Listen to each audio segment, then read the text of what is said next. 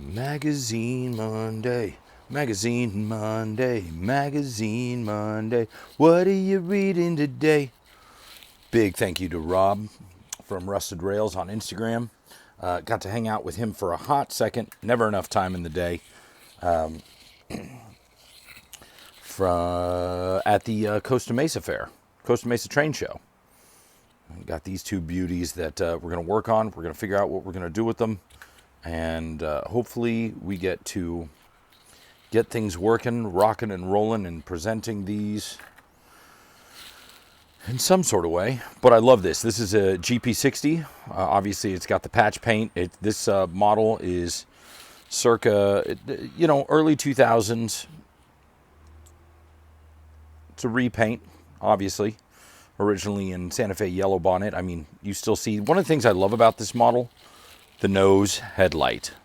They actually modeled the nose headlight on this particular model because that's how they came. They never had the overhead headlight. Let's see, can we focus on that? There we go.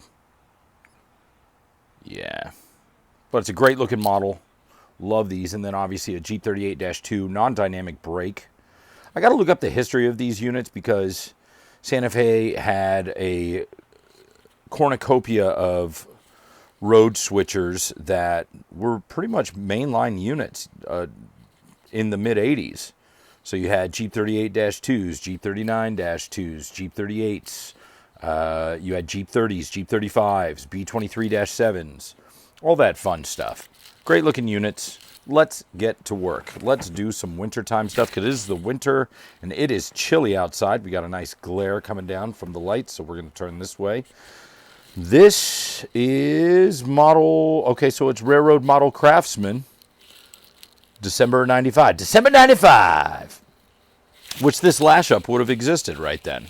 Santa Fe was still a heaping, happening railroad at that time. So let's see what we got here. Modeling a Main Central GP7.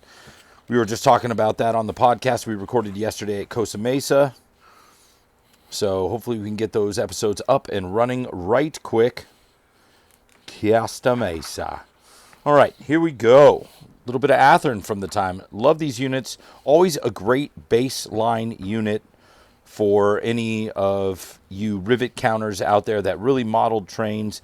You'd have to buy the Details West pack with obviously a new brass horn, your nice little Leslie 3 chime, and then do it on up from there. But these were great baseline units for that. Look at that. Love the high cube. Northern Pacific. Union Pacific, not a high cube. And then Champagne Train. What does that say? Almost looked like it said Rams for a second. And then, gotta love these things. I love these Tech 2s. I actually have some. Here, let's go find them. Here we go. Got one right here. Tech 2, this is the double pack. So you can control 2 different trains at once. And then we got the Tech 2 Locomotion 2500. Love this thing because it had the momentum on it. Would simulate slow and go operations. Rust-Oleum and a BL2. Some Santa Fe and UP. A power pack. And we keep on reading through this on Magazine Monday. I don't know what I just did, but that is a cool looking model. Dinner. Timmy, that says diner. Right, diner. Gotta love these bulkheads. Little short Great Northern bulkhead coil cars. N scale. Gotta love these engine houses or shops. Shop houses. Well done, Walthers. You've done it again, Walthers. You really are. All right, let's do some G-Scale Math 101.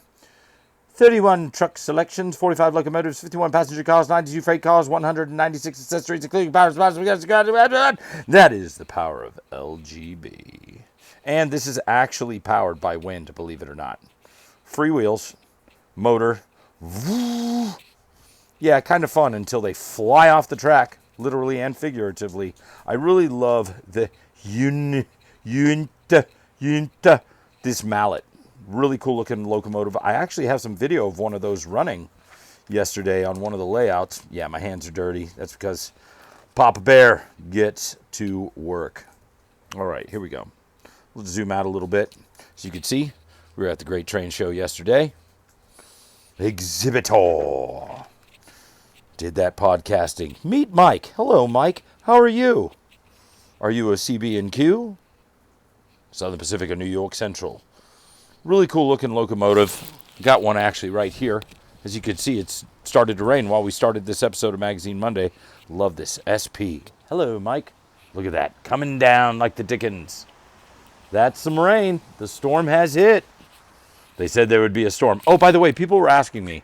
It's polyurethane, or bivarethane. The ultimate polyurethane. That's what I use to do my water on my layouts. Obviously, I lay a good base paint coat down and blah, blah, blah, and so on and so forth. And you can figure it out because you're all smart. And a million people put YouTube tutorial videos out there. Buy our stuff, more stuff, advertise, more stuff. One of my favorite locomotives, the EMD Jeep 30, an HO scale. A revolution, 25 horsepower, turbocharged of shit your pants. Love this high-nose Southern. Or high hood, sorry. Use the proper terminology, mate. Proper nomenclature.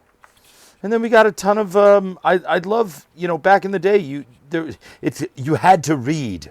There was a lot of reading involved. America's Hobby Center. Nice. Look at this. Advertise. This is why the magazines also were incredibly thick. And you'd do your orders. Order toll free. Call 1-800-989-7954. Or if that translates, it's 1-800-NERD ALERT. Back to Proto 2000. Love the E series. Look at this. E8 and E8, E9. You got the SP, the blurty nose. Love the Pennsylvania. I think they had, no, this version didn't. I was thinking about those radio antenna lines on the top. Love the P&Q and Southern, of course.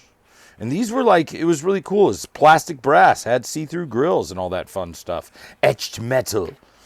Heavy metal.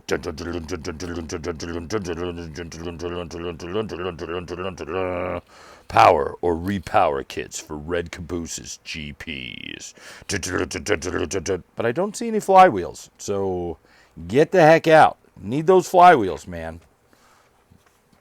Don't bullshit a bullshitter, man. Need them flywheels, man. NASA. Look at that. Gotta love NASA. That's the one thing. I'd like to get a NASA SW1500 just for shites and giggles. Let's keep moving on.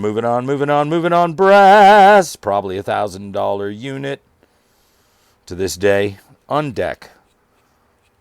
But I'd love to see that thing really made up. Looking all purty. Gotta love that. Nice little SD50. Good old unreliable SD50. And an SD60. Still as unreliable, but love this BN caboose. Continuing on. Let's back out a little bit so you can see the whole magazine. Here we go. That's a beautiful picture in black and white. Let's zoom in so we don't get that glare. Goodness gracious, what is that? Looks like a Milwaukee Road. Could be, maybe. Look at that. Railroads and rivers. Must be a good article. Probably going to read it. Got some tunnel motors. Amtrak. Look at that. Weaving through a canyon. So cool looking. And here is a model of it, mate. You got the Highland Pacific Railroad. I think I've already talked about this one on a Magazine Monday, so we're going to zoom through. Maybe, maybe not. A lot of spaghetti. Meat packing. This is cool. Speak of the devil. Gotta love this, as they call it, B32 8PD AC. Great looking locomotive. Really cool. Got the fade paint on the back. And all the details to boot. That's the power of Overland models, ladies and gentlemen. All right, we're going to go through this because it is the winter time, and whenever I think of this kind of weather, I think of the East Coast during the fall, but out here in San Diego, we get it post-January, sometimes February, where we're at right now. Happy Valentine's Day, everybody, to all you people who celebrated with a significant other. For all you people that went to the Lonely Hearts Rodeo at the Hills over in La Mesa, I hope you got somebody's number, mate, because there was quite a lot of birds in there. I was in there with my lady, and it was quite fun, but I was like, a lot of people out and about, roaming, looking for some romance. Roaming for some romance. Look at that. All right, speaking of ease, used to have this exact set. Sold it for more than it was worth, you know what I mean? No, I didn't, actually, but I did sell it. Old N-scale. Had a nice little old N-scale M-Track train back in the day. Let's kind of skip through. There was an article I wanted to look at. We're probably not going to get to it. We've already seen the thing with the stuff. Ah, there we go. Cool, neat. Look at that. Is that not a perfect Lionel-looking layout?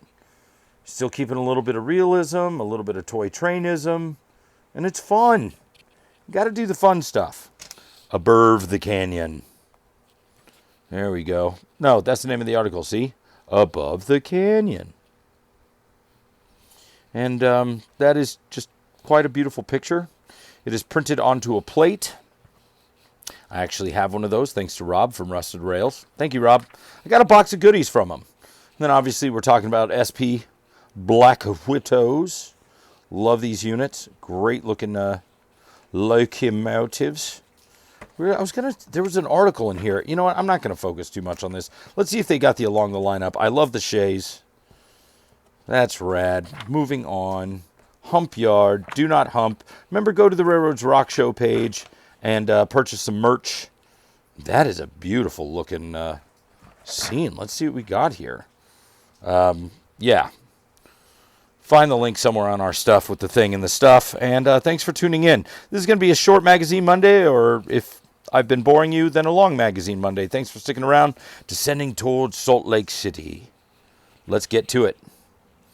Boom. Hang on. We're going to zoom in.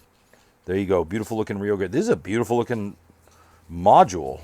This had to be taken outside. The track work is something... Looks like it's a little bit bumpy, but hey, you never know. The Rocky Mountains were a formidable obstacle to the railroad construction.